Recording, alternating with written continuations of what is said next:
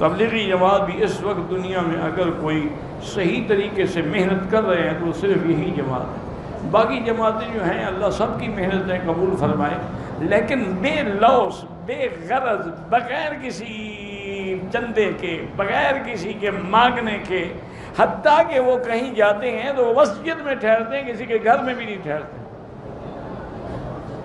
تاکہ اللہ کے لیے نکلے ہیں تو اللہ کے دروازے پہ رہو۔ تو اس لیے اب اس کے بارے میں پوچھنا کہ کیسی ہے، یہ بھی کوئی بات ہے؟ کہتے جی یہ لوگ جو دعوت کا کام کریں اس سے کیا فائدہ ہے؟ اس سے یہی فائدہ ہے کہ لاکھوں لوگ نمازی بن گئے، لاکھوں لوگوں کا کلمہ ٹھیک ہو گیا، لاکھوں لوگ اسلام کی طرف لوٹ آئے، اسی لیے تو تمہیں چڑھ ہیں۔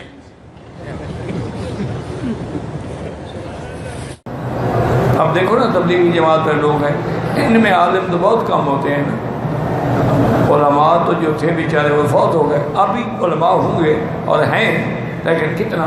1 2 4 5 10 20، باقی تو سارے میرے جیسے ہوتے ہیں، نبی نکل پڑے ساتھ، علم تو ہے کوئی نہیں۔ لیکن یاد رکھو، ایمان سے کہو، جو ایک دفعہ ان کے ساتھ چلا گیا اس میں تبدیلی آ جاتی ہے کہ نہیں آتی؟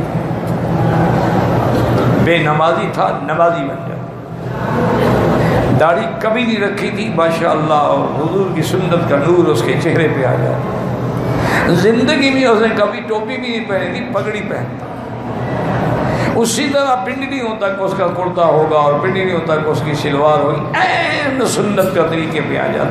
وجہ کیا ہے کہ وہ جھگڑے والی تو بات ہی نہیں کرتا، وہ تو پریکٹیکل معاملہ کرتے ہیں، ہر چیز۔ اچھا بھئی اب چل رہے ہو تو یہ پڑھتے رہو، اب مسجد میں داخل ہونا ہے تو پڑھو بسم اللہ والصلاۃ والسلام علی رسول اللہ، اللہم اغفر لی ذنوبی وافتح لی ابواب رحمتک، دایاں پاؤں پہلے رکھو، بایاں بعد میں رکھو۔ اگر گھر میں داخل ہو رہے ہو تو رب انزلنی منزلا مبارکا وانت خیر المنزلین، اگر کسی شہر میں جا رہے ہو تو رب ادخلنی مدخل صدق واخرجنی مخرج واجعل لی من لدنک، ساری سنت کی دعائیں ان کو یاد کروا دیتے ہیں اور نمازیں پڑھنا یاد کروا دیتے ہیں، ان کو ثنا کیا ہے، قنوت کیا ہے، تسبیح کیا ہے، رکوع کیا ہے، ایک ایک چیز پریکٹیکل ساتھ لگ کے کھڑے ہو کے سکھا رہے ہیں۔ واپس آتا ہے انقلاب آ جاتا ہے۔ تو اس لیے کہ مثبت بات کا، اچھا بعض لوگ بڑے ناراض ہوتے ہیں، جی یہ جو تبلیغی ہے نا یہ ٹھیک ہے لوگوں کو نمازیں پڑھا رہے ہیں لیکن کافر کے خلاف جہاد تو نہیں کر رہے، برائی کے خلاف تو جہاد نہیں کر رہے، شراب کے خلاف تو جہاد نہیں کر رہے، منشیات کے خلاف تو جہاد نہیں کر رہے، زنا کے خلاف تو تحریک نہیں چلا رہے۔ نے کہا ایک بات ہے، ان کا ناراض نہ ہو، ایک بات تو یہ ہے کہ جو کام وہ کر رہے کریں، باقی تم شروع کر دو۔ کہہ رہا جی ہمارے پاس بھی طاقت ہے۔ میں نے کہا وہ جو کر رہے ہیں نا مثبت انداز میں، جب مثبت میں ہوگا نفی سے خود بچ جائے گا، جب نماز میں کھڑا ہوگا شراب کھانے سے بچ گیا، تو کام تو ساتھ ساتھ دونوں کر رہے ہیں بیچارے، وہ ایک کام تو نہیں کر رہے۔ بھئی جب تیری اصلاح ہو گئی، تیرا بچہ مسجد میں جانے لگ گیا، قرآن پڑھنے لگ گیا، برائی سے خود رک گیا، تو برائی سے بھی روک رہے ہیں۔ تو اس لیے یاد رکھیں، کوشش کریں ٹھنڈے دل سے اور یعنی اعتدال سے، افراط اور تفریط میں نہ پڑیں کہ اپنے ہر مخالف کو یہ کافر اور یہ کافر، حنفی کافر، شافی کافر، مالکی کافر، حنبلی کافر، صرف مسلمان یہی 2-3 بچتے ہیں، باقی اللہ عالم دنیا میں کیا ہوگا۔ ورنہ آج بھی 1 ارب 30 کروڑ مسلمانوں کی آبادی ہے پوری دنیا میں، پتہ ہے ان میں سے 80 کروڑ جو ہے وہ حنفی ہے، تو ان سب کو کافر کرا دیں گے۔ مسلمان ایک نہ بنا سکے، مسلمانوں کو کافر کر دیں۔ نورانی صاحب تھے نا، احمد شاہ نورانی، بہت بڑا عالم تھا، بریلوی حضرات کا، بڑا سیاسی لیڈر بھی تھا اور بڑا خطیب بھی تھا، بڑا مقرر بھی تھا، قرآن بھی بڑا خوبصورت پڑھتا تھا۔ ایک دن یہ تبلیغی حضرات ہیں تو ایسے نا ماشاءاللہ کہ وہ مشورہ کیا کہ بھائی بات یہ ہے کہ اگر خدا نے قیامت میں ہم سے پوچھ لیا کہ بھئی نورانی کو دعوت دی تھی تبلیغ میں جانے کی، چیلا لگانے کی، تو ہم کیا کہیں؟ انہوں نے کہا پھر کیا کریں جناب؟ انہوں نے کہا اس کا جو ڈاکٹر ہے نا وہ اپنا جماعت کا ہے، اس ڈاکٹر کے ذمہ لگاؤ، وہ اس کو دعوت دے۔ رستہ نکال لیا انہوں نے، ڈاکٹر کو سمجھایا، تیار کیا، ڈاکٹر صاحب گئے ملے. انہوں نے کہا حضرت آپ کو پتہ ہے کہ رائے بھنڈ میں کم از کم 15 سے 20 لاکھ آدمی اکٹھا ہوتا ہے اور وہ سارے اہل سنت والجماعت ہیں, آپ کے ماننے والے ہیں. اصول ہے کہ وہ مولوی کو اپنے جلسے میں تقریر نہیں کرنے دیتے جب تک وہ چلہ نہ لگا چکا ہو. آپ اگر ایک دفعہ چلہ لگا لیں اور ان کی سٹیج پہ بیٹھ کے تقریر کریں تو 20 لاکھ آدمی ایک ہی دفعہ آپ کو مل جائے گا. ہیں تو سارے وہ آپ کے. نورانی صاحب ہنس پڑے. انہوں نے کہا ڈاکٹر صاحب اگر میں 40 دن کے لیے ان کے ساتھ چلا گیا میں بھی ان جیسا ہوں, پھر ان کی مخالفت کیا کروں گا؟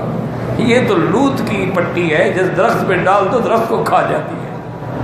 یہ تو ایسی جماعت ہے کہ اگر میں بھی ان کے ساتھ چلا جاؤں نا 40 دن کے بعد میں بھی ان جیسا ہو جاؤں گا, تو پھر ان کو میں تقریر کیسے کروں گا ان کے خلاف؟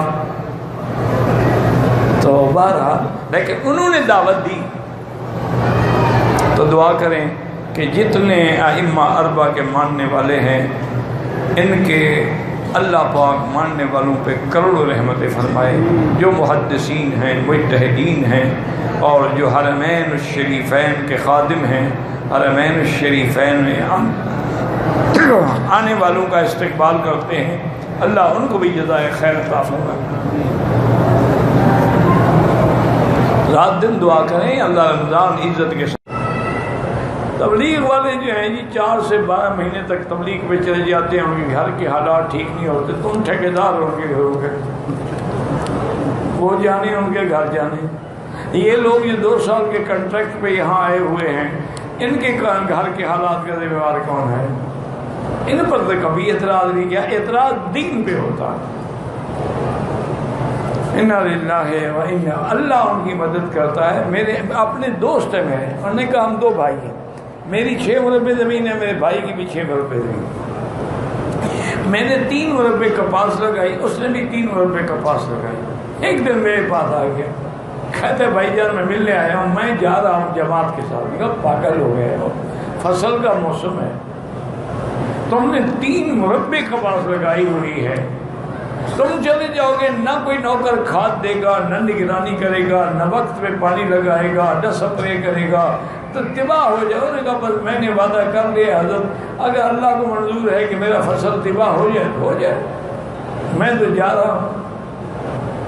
ٹھیک ہے بھائی.